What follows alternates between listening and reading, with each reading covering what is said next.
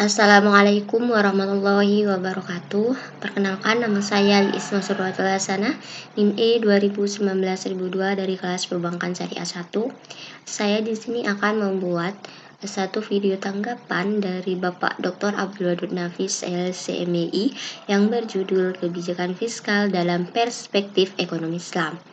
Nah, apa sih pentingnya kita mempelajari kebijakan fiskal ini, yaitu agar kita mengetahui bagaimana pemerintah itu melakukan kebijakan yang berkenaan dengan subsidi, berkenaan dengan pajak dan subsidi. Nah, dalam rangka apa? Dalam rangka meningkatkan kesejahteraan dan pertumbuhan ekonomi dalam suatu negara. Nah, yang kedua yaitu seberapa pentingnya sih kita mempelajari kebijakan fiskal, yaitu agar kita mengetahui bagaimana mereka menjaga keseimbangan harga di pasar, dan itu dua faktor penting dan alasan mengapa begitu penting kita mempelajari kebijakan fiskal itu sendiri.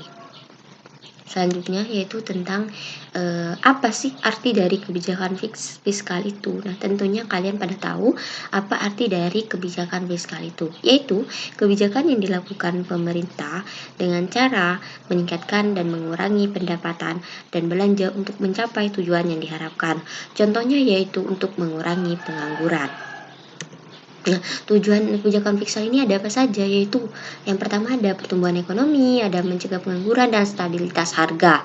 Nah, yang selanjutnya ini jenis-jenis apa saja yang ada dalam kebijakan fiskal itu sendiri, yaitu ada dua. Yang pertama itu ada kebijakan ekspansif. Nah, kebijakan ekspansif ini apa? Yaitu bagaimana pemerintah itu banyak mengeluarkan uang untuk masyarakat dalam rangka meningkatkan ekonomi. Nah, contohnya yaitu memberikan subsidi, memberikan bantuan. Bantuannya ini banyak contoh, yaitu terkait dengan bantuan PKH, keluarga harapan, dan juga ada BLT, ada perlindungan sosial dan lain sebagainya. Dan yang selanjutnya yaitu ada kontraksional, kebijakan kontraksional. Nah, kebijakan penetapan ini di mana pemerintah itu mengurangi uang yang beredar di masyarakat. Jadi dalam kebijakan fiskal kontraksional ini melakukan pengurangan uang yang beredar di masyarakat, yaitu dengan cara inflasi kayak gitu. Nah, di sini juga ada komponen, yaitu diantaranya ada kebijakan pemerintah, ada kebijakan perpajakan, ada kebijakan pengeluaran, ada kebijakan investasi dan disinvestasi. Di sini juga ada yang namanya instrumen dalam kebijakan fiskal, itu anggaran belanja seimbang dan pembiayaan, di mana pembiayaan ini sangat dibutuhkan dalam kebijakan fiskal kayak gitu. Nah, fungsi di sini yaitu diantaranya ada mengoptimalkan penggunaan sumber daya manusia dan sumber daya alam. Yang selanjutnya itu ada mengoptimalkan kegiatan investasi, alokasi dan distribusi.